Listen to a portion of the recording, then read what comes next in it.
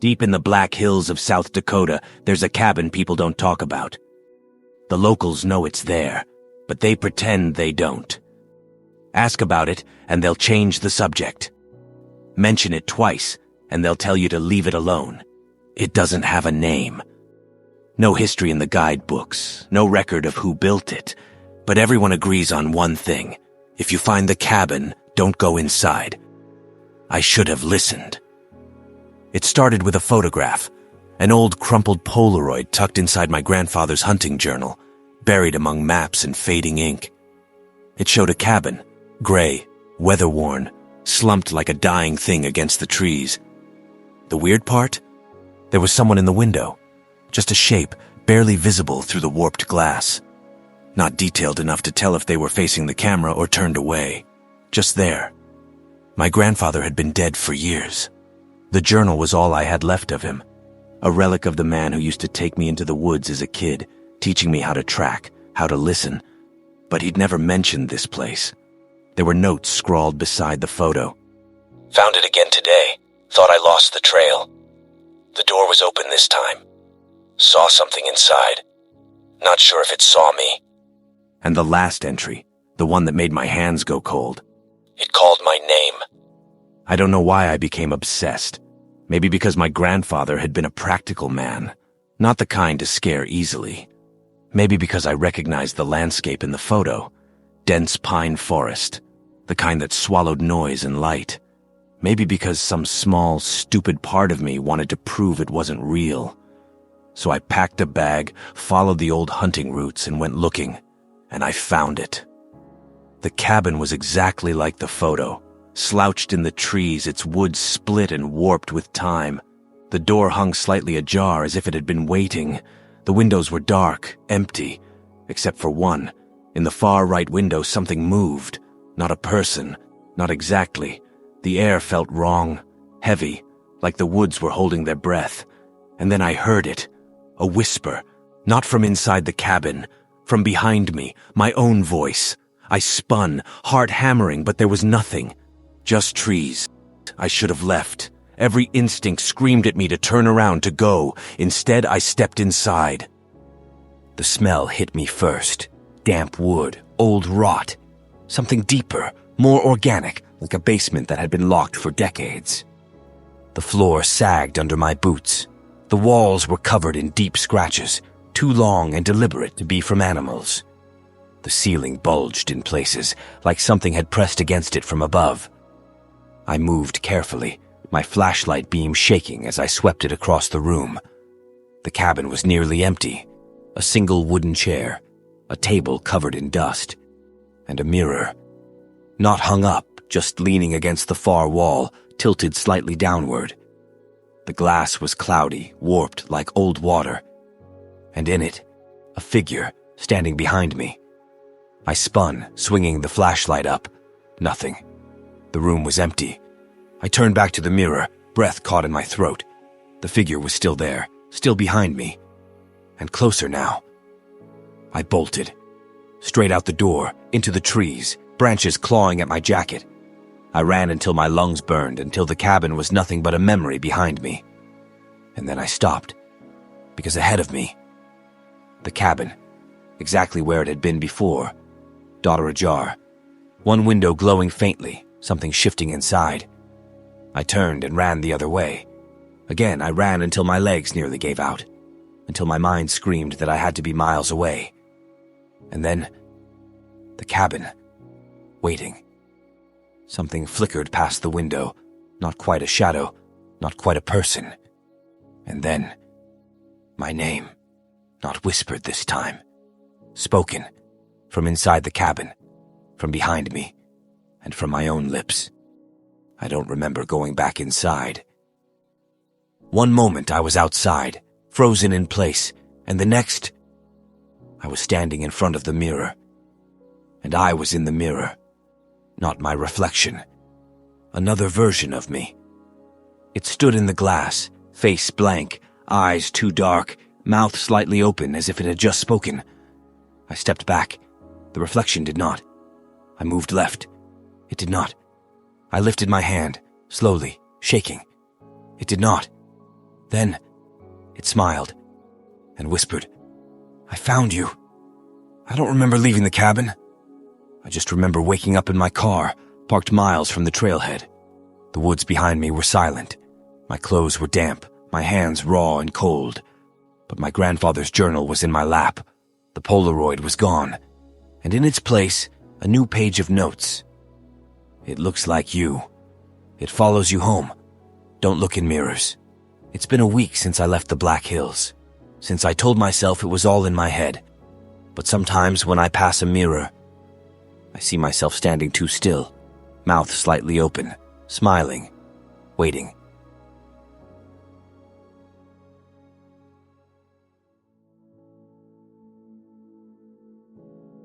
There's a coldness that comes with isolation. It's not the weather, though the wind in the pines that night carried a bitter chill, but something deeper, more primal, that gnaws at you when you're truly alone, with only the weight of your thoughts for company.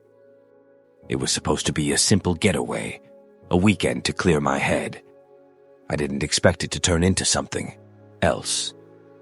I remember how the trees stood around the cabin like silent sentinels, tall and imposing, their branches swaying against the darkened sky. I had rented the cabin on a whim. A friend had recommended it. A secluded spot far from the city, with nothing but nature and a quiet atmosphere to reset your soul. She swore it was peaceful, that no one bothered you there. Her words replayed in my head as I unloaded my bags. Just relax and let the silence fill you up. But silence, as I'd soon learn, has a strange way of suffocating you. The cabin itself was older than I'd anticipated. Its wooden beams creaked with age, and the floorboards groaned with every step I took inside. There was an old fireplace, a few dusty chairs, a bed that seemed to swallow the light, and a single window that looked out into the endless pines. I locked the door behind me, convinced that I had found the perfect place to escape. The sun dipped low, casting long shadows that seemed to grow with each passing minute. I could hear the wind in the trees outside. There was something else, too. A faint thudding sound, distant, almost like a heartbeat. I dismissed it at first as the house settling, the wind playing tricks on my mind, but it continued, rhythmic, almost deliberate. I made my way to the kitchen, rummaging through the sparse cupboards. There wasn't much. A few cans of soup, some old jars of preserves, and a bottle of whiskey that I considered opening. But instead I grabbed a can of beans, heated them over the stove, and ate quietly. The hum of the gas burner filled the silence. Thudding remained, persistent. I couldn't tell where it was coming from. My head began to ache, the edges of my vision fuzzing as my anxiety spiked. I knew better than to let my thoughts spiral like this, but something felt wrong. The kind of wrong that makes you question whether you're truly alone. I told myself it was nothing, that I was being irrational, but it gnawed at me and I couldn't shake it. I decided to try and sleep. The bed was uncomfortable, the sheets musty, but I pulled the covers around me and tried to let the stillness of the cabin settle my mind. My eyes fluttered shut, but that steady thud, the pulse of something unseen, was too loud, too steady. It filled the space, creeping under my skin. I couldn't ignore it anymore. I got up and moved toward the window. The forest stretched into darkness beyond the cabin, thick and oppressive. The moon barely pierced through the canopy, leaving the world outside in shadow. I tried to see through the glass, to find the source of that sound, but the trees were too dense, the night too thick. Then, something shifted.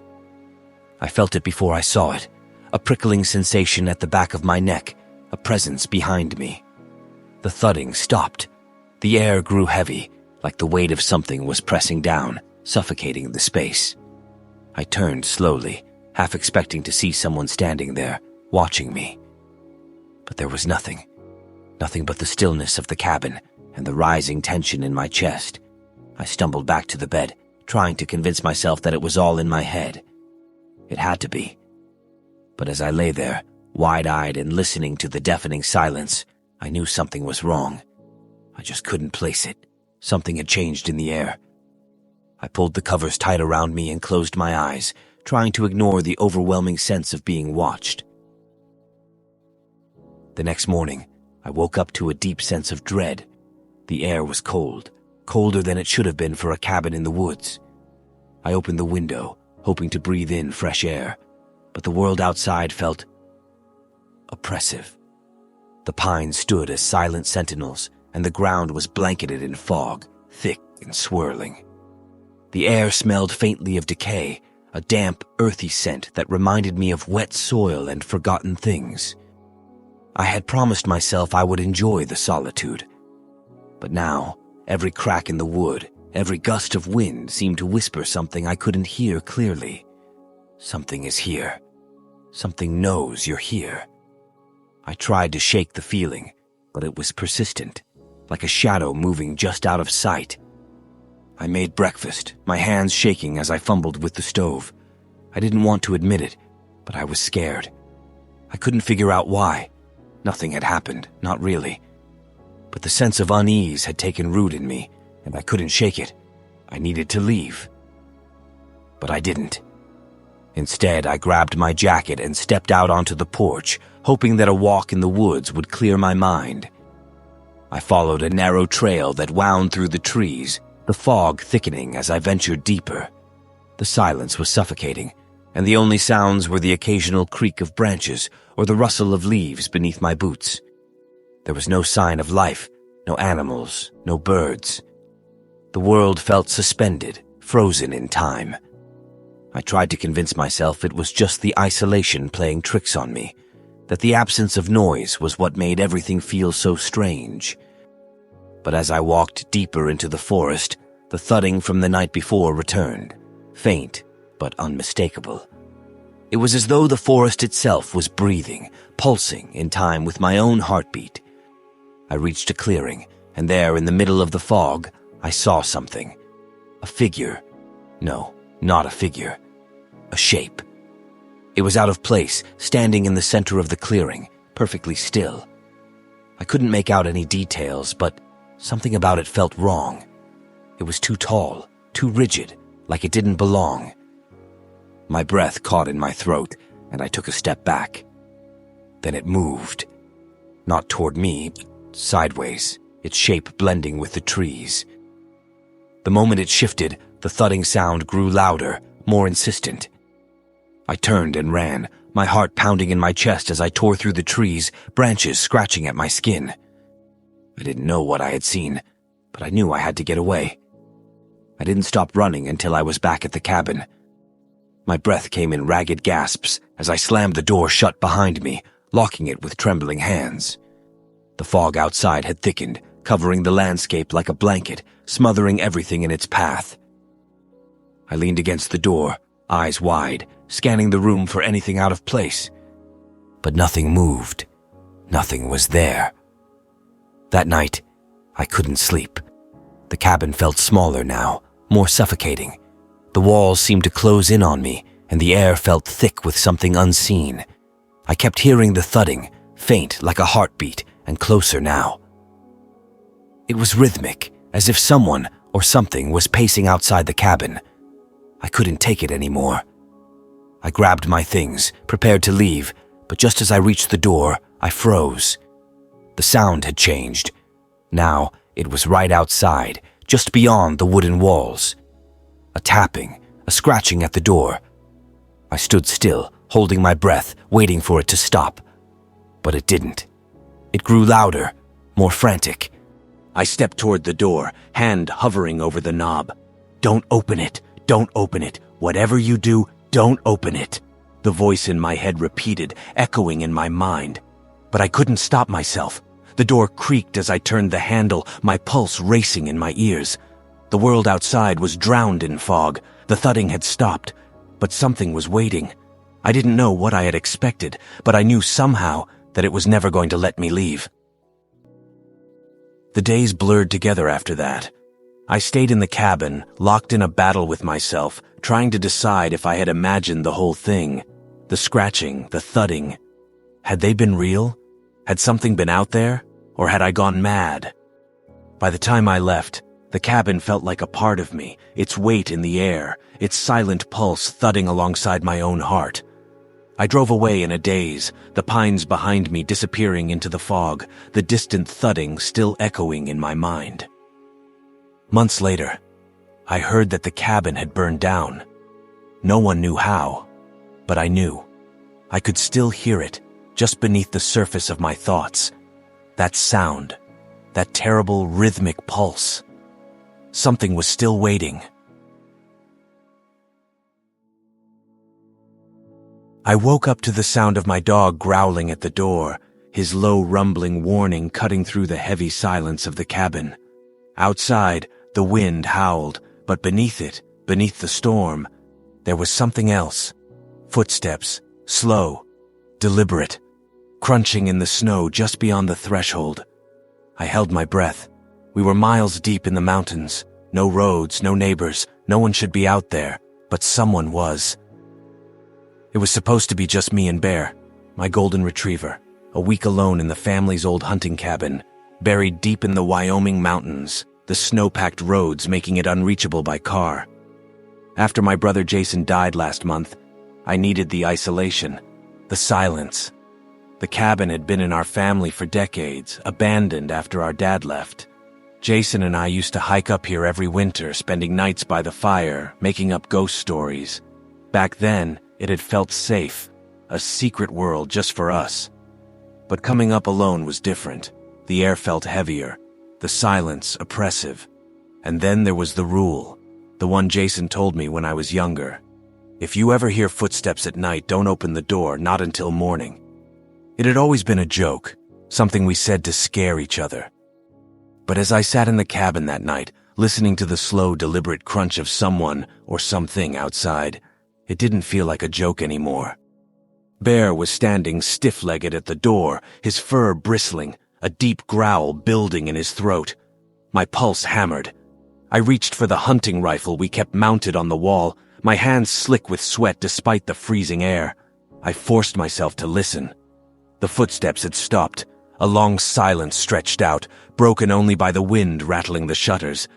Maybe it had been a deer. Maybe my mind was playing tricks on me. Then 3 knocks.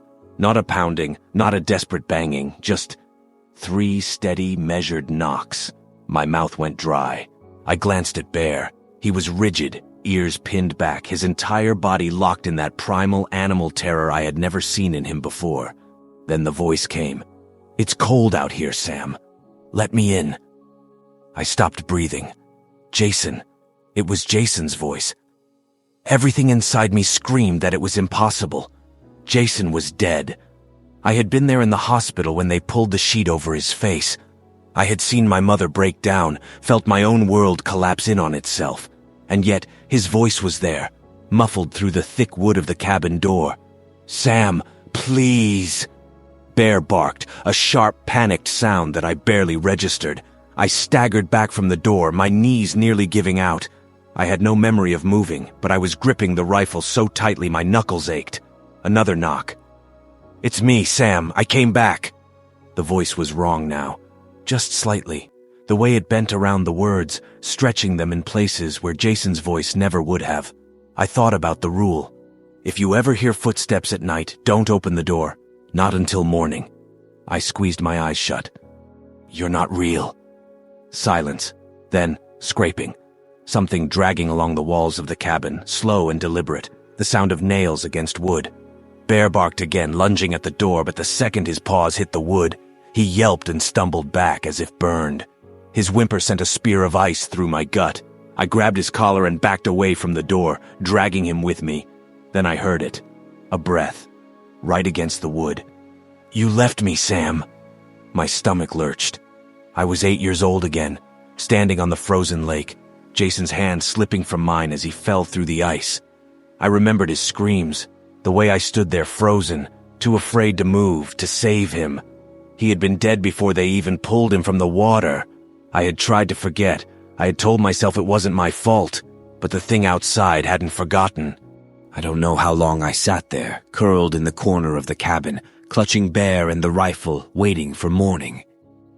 The whispers continued, growing softer, stretching out over hours. "Come outside, Sam.